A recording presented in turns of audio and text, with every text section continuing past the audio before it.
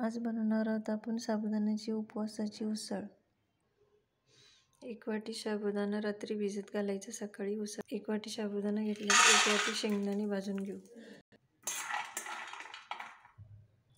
भाजलेले शेंगदाणे मिक्सरमधून बारीक करून घेऊ। शेंगदाण्याचा कूट आपल्याला थोडा जाडसरच ठेवायचा आहे। 1 चमचा तूप टाकून घेऊ। 4-5 बारीक केलेल्या हिरव्या मिरच्या। मिरची चांगली तळलेली आहे, त्याच्यात घालू साबुदाणा आणि शेंगदाण्याचा कूट केलेला घालून घेऊ। चवीनुसार मीठ टाकून घेऊ। हे चांगलं मिक्स करून घेऊ।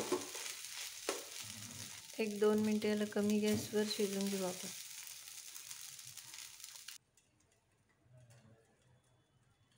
आपली साबुदाण्याची उसळ तयार आहे।